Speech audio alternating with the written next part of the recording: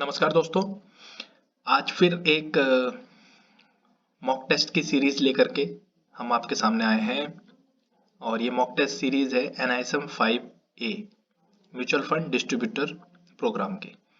दोस्तों इसमें जो भी क्वेश्चंस हम टोटल 23 के आसपास क्वेश्चन है जो कि हम इसमें समझेंगे, उनको ब्रीफली हम समझेंगे कि उसमें एक्चुअली पूछना क्या चाहा है, उसका आंसर क्या है। तो इसको हम अच्छे से समझते हैं। ये क्वेश्चन देखने में आया है कि पिछले टाइम से लगातार रिपीट हो रहे हैं। मैक्सिमम क्वेश्चन ये बहुत ज्यादा रिपीट होते हैं। ठीक है, तो हम शुरू करते हैं। हमारा क्वेश्चन नंबर 1।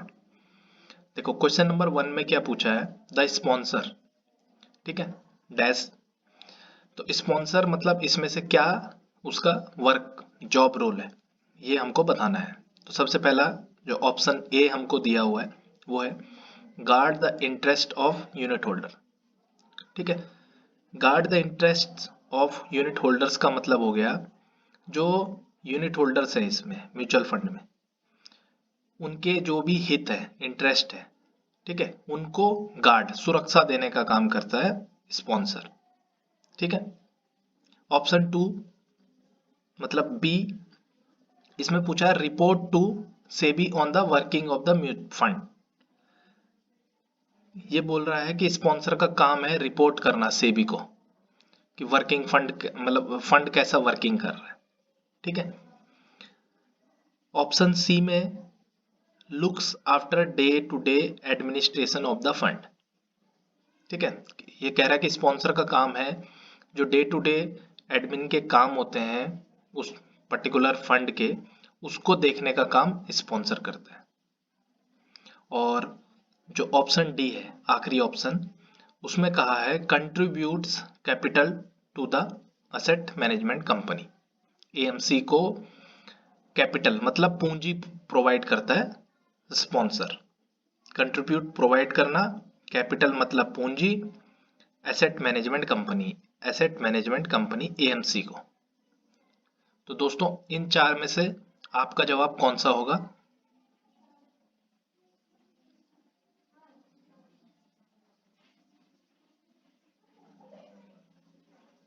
और दोस्तों करेक्ट आंसर है D, contributes capital to the asset management company. दोस्तों स्पॉन्सर, आपने कई बार सुना होगा स्पॉन्सर वर्ड, खास करके स्पोर्ट्स में, कि जो हमारे जैसे क्रिकेट को तो सारे स्पॉन्सर मिल जाते हैं, लेकिन जो और स्पोर्ट्स है जैसे कबड्डी हो गया, ठीक है, और छोटे स्पोर्ट्स हो गए, बैडमिंटन को भी अब मिलने लग गया है। ठीक है, लेकिन जैसे छोटे स्पोर्ट्स हो गए हमारे यहाँ पे है ना, उनको स्पॉन्सर नहीं मिल पाते। स्पॉन्सर मतलब स्पॉन्सर होता है जैसे मान लो सचिन तेंदुलकर हमारे बहुत अच्छे बैट्समैन थे, तो उनके बैट पे MRF लिखा होता था। ठीक है, तो वो MRF कंपनी के लिए एडवर्टाइजमेंट करते थे, उनके ब्रांड के लिए एडवर्टाइजमेंट करते थे और उसके बिहाफ में उनको पैसा मिलता था। तो MRF क्या हो गया, स्पॉन्सर हो गया सचिन तेंदुलकर के लिए। तो ऐसे ही दोस्तों जब भी कोई नया बिजनेस करते हैं तो हम उसको स्पॉन्सर करते हैं, कैपिटल लगाते हैं, उसको पैसा देते हैं। तो जो स्पॉन्सर है उसका मेन काम क्या है, पैसे का योगदान देना एसेट मैनेजमेंट कंपनी को। ठीक है, तो ये आपको याद रखना है, जब भी स्पॉन्सर की बात आएगी तो वो कंट्रीब्यूट करता है कैपिटल। ठीक है, अब चलते हैं क्वेश्चन नंबर 2। क्वेश्चन नंबर 2 में पूछा है new fund offer dates are mention in. जब भी म्यूचुअल फंड में कोई नया फंड आता है जिसको NFO कहते हैं, जो new fund offer, short form में NFO कहते हैं। जैसे शेयर मार्केट में IPO होता है तो म्यूचुअल फंड में NFO होता है। तो NFO में जब भी वो नया NFO आता है तो उसकी जो डेट्स होती है वो कहाँ मेंशन की होती है। ठीक है, तो उसके ऑप्शन दिए हुए हैं। Option number A only scheme information document, ये कह रहे हैं केवल SID में ये डेट्स ऑप्शन दी होती है।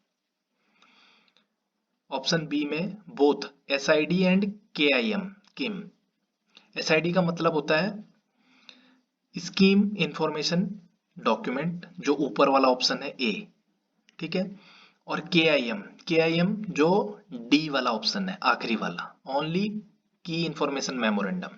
तो के आई एम की फुल फॉर्म है की इंफॉर्मेशन मेमोरेंडम, और एस आई डी की फुल फॉर्म है स्कीम इंफॉर्मेशन डॉक्यूमेंट, ठीक है। तो ऑप्शन 1 में कह रहा है कि सिर्फ स्कीम इंफॉर्मेशन डॉक्यूमेंट में होता है, बी में कह रहा है बोथ एस आई डी और के आई एम में होता है, सी कह रहा है only statement of additional information, जो स्टेटमेंट ऑफ एडिशनल इंफॉर्मेशन होती है उसमें डेट मेंशन होती है, डी कह रहा है ओनली की इंफॉर्मेशन मेमोरेंडम इसमें होती है। तो अब आपका जवाब इसमें क्या होगा दोस्तों?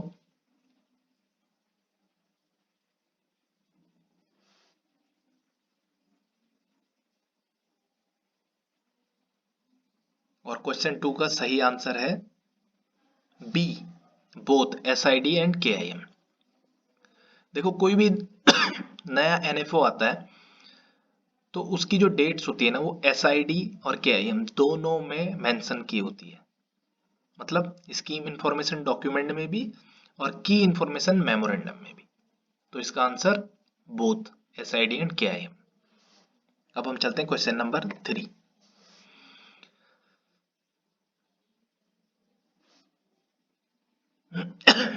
क्वेश्चन नंबर 3 में पूछा है after a dividend is paid the schemes net asset value NAV. Dividend क्या होता है दोस्तों? ये हमने एक छोटा सा वीडियो बनाया है 1-2 मिनट का, आप उसका लिंक भी हम आपको अपने डिस्क्रिप्शन में दे देंगे, तो आपको और ज्यादा क्वेश्चन को समझने में आसानी हो जाएगी। तो डिविडेंड क्या होता है? एक कंपनी का प्रॉफिट होता है। अब कंपनी का जब शेयर मार्केट में जो कंपनी होती है उनका जो प्रॉफिट होता है तो वो जब उस प्रॉफिट का कुछ हिस्सा अपने इन्वेस्टर में बांटते हैं तो उसको डिविडेंड कहते हैं, ठीक है। तो उसी डिविडेंड की यहाँ पर बात हो रही है कि अगर after dividend is paid the scheme net asset value, जो एनएवी है नेट एसेट वैल्यू, उसके साथ क्या होता है ये पूछ रहा है इसमें। तो इसके 3 ऑप्शन दिए हुए हैं, ए फॉल, वो जो एनएवी है वो गिर जाएगी डिविडेंड डिक्लेयर करने के बाद, डिविडेंड पे करने के बाद, बी जो एनएवी है वो बढ़ जाएगी, ठीक है, और सी, सी क्या है? रिमेन द सेम, कुछ भी असर नहीं पड़ेगा, एज इट इज रहेगी, ठीक है। तो अब आपको क्या लगता है इसका आंसर क्या होना चाहिए?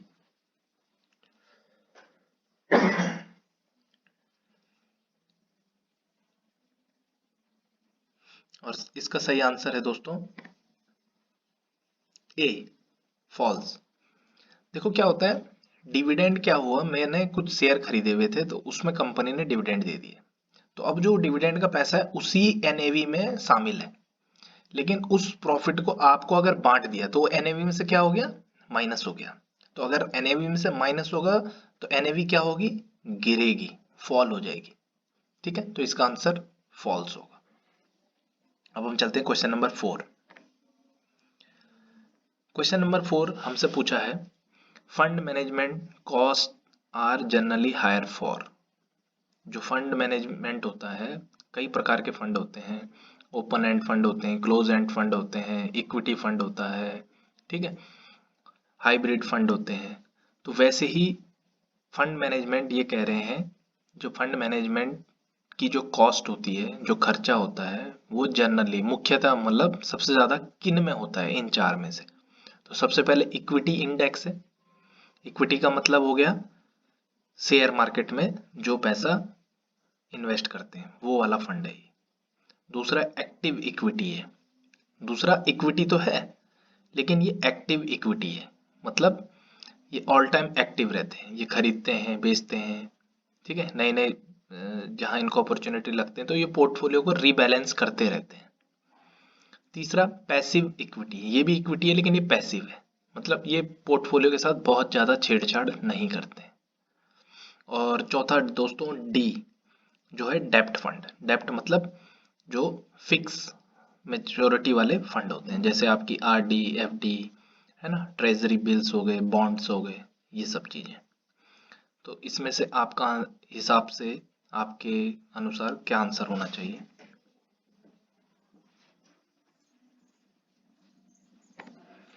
और इसका सही आंसर है एक्टिव इक्विटी। एक्टिव इक्विटी क्यों हुई? इक्विटी इंडेक्स, ये इंडेक्स में इन्वेस्ट किया इसने, लेकिन एक्टिव इक्विटी में क्या हुआ? वो इक्विटी एक्टिव है, रीबैलेंस करते जा रहे हैं वो अपने पोर्टफोलियो को, कभी खरीद रहे हैं कभी बेच रहे हैं, तो इसमें क्या हो रहा है? वो लगातार एक्टिव है। इनके जो जितने भी खर्चे होंगे वो ज़्यादा होंगे, उसका कारण क्या? टेक्निकल एनालिसिस ये लगातार करते रहेंगे, ठीक है, फंडामेंटल एनालिसिस ये करते रहेंगे। तो ये लोग क्या है? खरीद रहे हैं बेच रहे हैं। फिर जब खरीदते हैं बेचते हैं कोई भी शेयर, तो उस पर क्या होता है? उस पर हमको ब्रोकरेज भी लगती है, तो ज़्यादा ब्रोकरेज लगेगी, ठीक है। इक्विटी इंडेक्स में उन्होंने सीधा इंडेक्स खरीद लिया। पैसिव इक्विटी में ज़्यादा खरीदना बेचना नहीं होता, फिक्स खरीद लिया, उस पर ही वेट करते हैं। और डेप्ट में तो कुछ है ही नहीं, वो फिक्स मैच्योरिटी प्लान खरीदते हैं। तो इसमें दोस्तों एक्टिव इक्विटी होगा। क्वेश्चन नंबर 5 है, द प्रॉफिट और losses in a mutual fund scheme belong to the. जो प्रॉफिट या लॉस होता है म्यूचुअल फंड में, वो किसको बिलोंग करेगा? मतलब वो प्रॉफिट लॉस किसका माना जाएगा? तो ऑप्शन ए है एसेट मैनेजमेंट कंपनी, जो एएमसी है कंपनी है, उसका माना जाएगा। बी है इन्वेस्टर का माना जाएगा।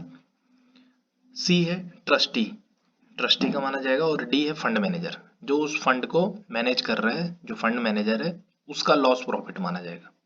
तो आपके हिसाब से क्या होना चाहिए इसका आंसर?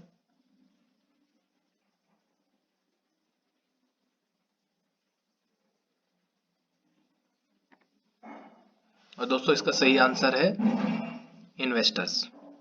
देखो, कोई भी प्रॉफिट या लॉस होगा वो किसका होगा? इन्वेस्टर का होगा, क्योंकि पैसा किसका लगा है? इन्वेस्टर का।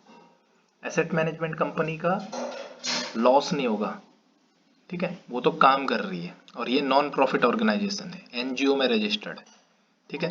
तो एएमसी का कोई लॉस नहीं होने वाला इसमें। ट्रस्टी ने तो इसको बना करके और खड़ा कर दिया है, और फंड मैनेजर वो तो वहां पर एक जॉब कर रहा है, ठीक है। तो इसमें प्रॉफिट एंड लॉस किसका होगा? इन्वेस्टर का होगा। Question number 6। क्वेश्चन नंबर 6 है दोस्तों, विच amongst the following is not a scheme fundamental attribute. देखो, किसी भी स्कीम्स के या किसी भी ऑर्गेनाइजेशन के कुछ फंडामेंटल एट्रीब्यूट्स होते हैं, ठीक है। तो ऐसे ही ये पूछ रहे हैं कि जो ये स्कीम है या कोई सी भी स्कीम है, ठीक है, उसके ये फंडामेंटल एट्रीब्यूट में नहीं आता। ये देखो, not, which amongst the following is not, इसमें से कौन सा नहीं है। ये नहीं पूछा कौन सा है, ये पूछा कौन सा नहीं है। तो कोई एक हमको बताना है। ये भी हमको ध्यान देना होगा जब हम क्वेश्चन करते हैं कि ऊपर पूछा क्या है। क्वेश्चन को अच्छे से पढ़ लीजिए। हम क्या होता है, कुछ हमारा पढ़ा हुआ क्वेश्चन आता है, हम एकदम एक्साइटेड हो जाते हैं, लेकिन उसमें पूछा उल्टा होता है, ठीक है। तो इसको हमने पढ़ लिया कि फंडामेंटल एट्रीब्यूट कौन सा नहीं है, तो हमको जवाब देना है उसका। सबसे पहला, name of the fund manager, ठीक है। फंड मैनेजर कौन इसको मैनेज कर रहा है, उसका नाम, वो इंपॉर्टेंट है, वो फंडामेंटल एट्रीब्यूट में आता है। दूसरा, इन्वेस्टमेंट का ऑब्जेक्टिव, मतलब उसका ऑब्जेक्टिव माने उद्देश्य। इस इन्वेस्टमेंट का उद्देश्य क्या है? लॉन्ग टर्म में कैपिटल गेन करवाना, शॉर्ट टर्म में करवाना, ठीक है, क्या है इसका। तीसरा है इन्वेस्टमेंट का पैटर्न और रिस्क प्रोफाइल, मतलब इन्वेस्टमेंट का इसमें पैटर्न क्या बनेगा हमारा, हम ज्यादातर पैसा कहाँ लगा रहे हैं अपना, ठीक है, और रिस्क कितना है इसमें। और चौथा, type of the scheme, scheme का टाइप क्या है, पैसिव है, एक्टिव है, ओपन एंड है, क्लोज एंड है, ठीक है। तो इसका क्या ऑप्शन होगा? और दोस्तों इसका आंसर जो सही है वो है option A, name of the fund manager, ठीक है। फंड मैनेजर का नाम, इसकी कोई जरूरत नहीं है, ये फंडामेंटल एट्रीब्यूट में नहीं आता। हमको क्या मतलब है कि फंड मैनेजर का नाम क्या है ना। हमारे को मतलब है इन्वेस्टमेंट का ऑब्जेक्टिव क्या है, उसका उद्देश्य क्या है, इन्वेस्टमेंट का पैटर्न और रिस्क का प्रोफाइल क्या है, और स्कीम का टाइप क्या है। तो इसमें से जो फंडामेंटल एट्रीब्यूट नहीं है वो है name of the fund manager. Question number 7 है दोस्तों, विच amongst the following is most illiquid. Liquid नहीं बोला है इसमें, लिक्विड के आगे IL लगा दिया तो ये क्या बन गया, इलिक्विड। तो लिक्विड मतलब जिसमें सबसे ज्यादा तरलता है, और इलिक्विड मतलब जिसमें सबसे कम तरलता है। देखो पूरा बदल दिया गया है इसको, तो हमको वर्ड्स पे भी ध्यान देना है। तो इसमें से ये पूछा है which amongst the following is most illiquid. Option आपके सामने है, option A real estate, option B bank deposit, option C gold, और ऑप्शन डी शेयर्स। तो आपके हिसाब से क्या आंसर होना चाहिए इसका?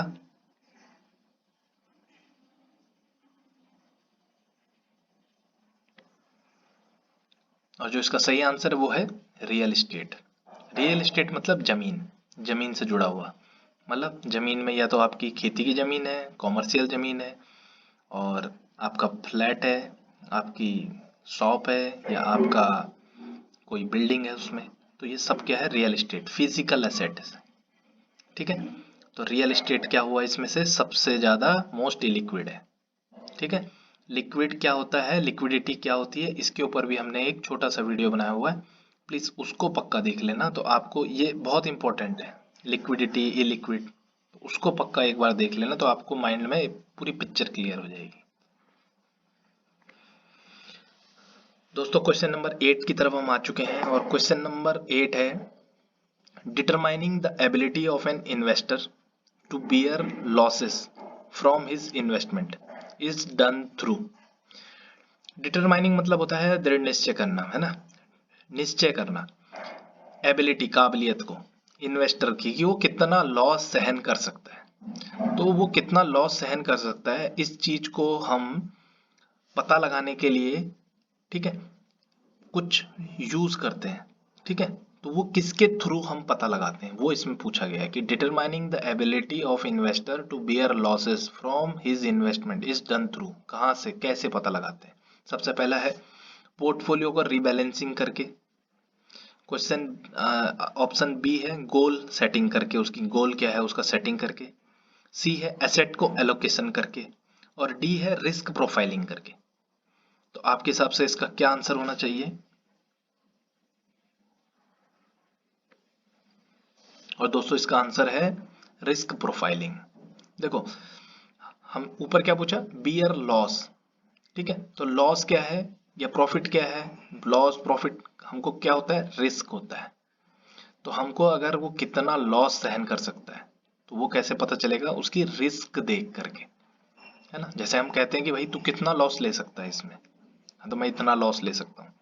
तो हम क्या पता कर रहे हैं, ये चीज पूछ के हम पता कर रहे हैं कि वो कितना लॉस सहन कर सकता है। तो किससे पता चल रहा है, उसकी रिस्क प्रोफाइलिंग करके। रिस्क प्रोफाइलिंग कैसे करेंगे हम, रिस्क प्रोफाइलिंग हम करते हैं उसकी सोर्स ऑफ अर्निंग क्या है, ठीक है, और कितनी सोर्स ऑफ अर्निंग है, उसकी लाइबिलिटी कितनी है, वो बचा कितना पाता है।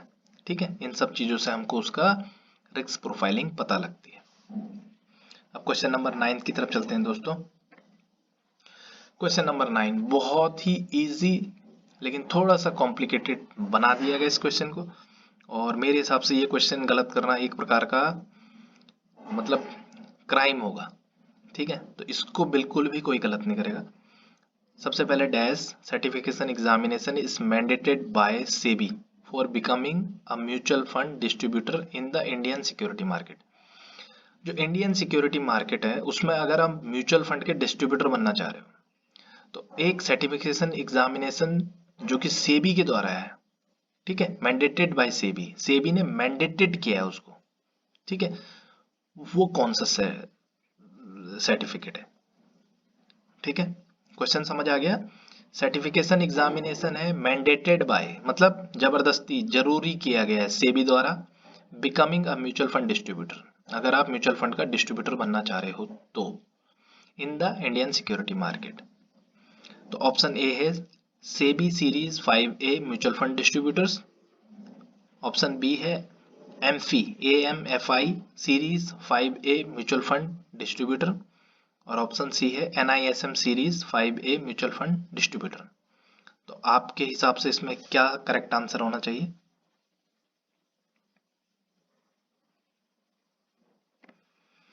और दोस्तों इसका करेक्ट आंसर है सी, NISM series 5A mutual fund distributor.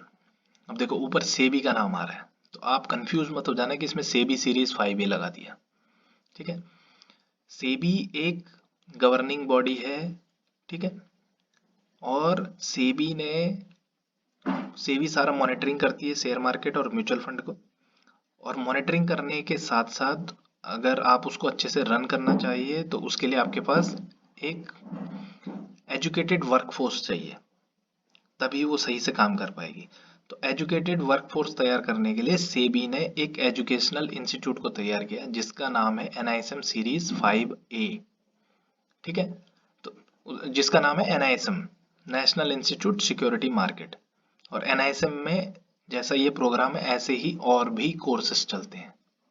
ठीक है, तो NISM सीरीज 5A जिसका शॉर्ट में नाम है, ठीक है, वो म्यूचुअल फंड डिस्ट्रीब्यूटर बनने के लिए मैंडेटेड है। और अब चलते हैं हम क्वेश्चन नंबर 10। दोस्तों क्वेश्चन नंबर 10 है, ये पूछा है hybrid funds are fund that invest in. जो हाइब्रिड फंड होते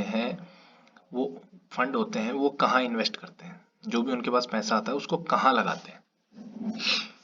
तो उसमें ऑप्शन ए है equity market across large cap, mid cap and small cap shares. जो हाइब्रिड फंड होता है वो इक्विटी मार्केट में लगाता है, लार्ज कैप में, मिड कैप और स्मॉल कैप, तीनों प्रकार की कंपनियों में इन्वेस्ट करता है। दूसरा है लॉन्ग एंड मीडियम टर्म डेप्ट सिक्योरिटीज। जो डेप्ट फंड होते हैं, फिक्स जो रिटर्न वाले फंड होते हैं, उनमें इन्वेस्ट करता है। तीसरा है इंटरनेशनल मार्केट में, है ना, अंतरराष्ट्रीय मार्केट में हाइब्रिड फंड इन्वेस्ट करता है। और दोस्तों चौथा है बोथ इक्विटी एंड डेप्ट मार्केट। इक्विटी मतलब शेयर्स और डेप्ट मतलब फिक्स मैच्योरिटी वाले जो प्लान्स होते हैं, जो इंस्ट्रूमेंट होते हैं, उसमें इन्वेस्ट करते हैं। तो दोस्तों आपके हिसाब से इसका आंसर क्या होना चाहिए? और इसका सही आंसर है option D, both equity and डेप्ट मार्केट। देखो हाइब्रिड, इसका नाम है हाइब्रिड। हाइब्रिड क्या होता है आपने देखा होगा मार्केट में जनरली, जैसे हाइब्रिड सब्जियां आ गई हैं, ठीक है, हाइब्रिड गाय आ गई है, हाइब्रिड हर चीज हाइब्रिड आ गई है, अमरूद हाइब्रिड आ गए, बेर बड़े बड़े बेर हो गए हाइब्रिड, टमाटर हाइब्रिड आ गए। हाइब्रिड क्या होता है, एक जो रेगुलर जो चल रहा है उसको और एक उसके साथ हम कुछ मिक्स कर देते हैं, तो वो क्या बन जाता है, हाइब्रिड बन जाता है। तो सेम हम एक फंड है, उस फंड में क्या करते हैं, मान लो आपके 1000 रुपए हैं, तो 1000 रुपए में से 500 रुपए हम फिक्स मेच्योरिटी वाले प्लान में डाल देंगे और 500 रुपए हम डाल देंगे इक्विटी में। तो इसमें क्या होगा, एक बैलेंसिंग हो जाएगी कि अगर मार्केट टूटता है तो आपको बचाएगा डेप्ट मार्केट, और अगर डेप्ट मार्केट कंटिन्यू चलता है, शेयर मार्केट अच्छा रिटर्न देता है, तो आपको अच्छा रिटर्न मिल जाएगा। तो ये क्या बना है, hybrid fund, mix of equity and डेप्ट मार्केट। तो दोस्तों ये आपके 10 ही क्वेश्चन थे अभी। तो 10 क्वेश्चन आई होप इसमें टाइम जरूर लगा है, लेकिन अब इसमें आप मिस्टेक नहीं कर पाओगे। ठीक है, थैंक यू फॉर वॉचिंग।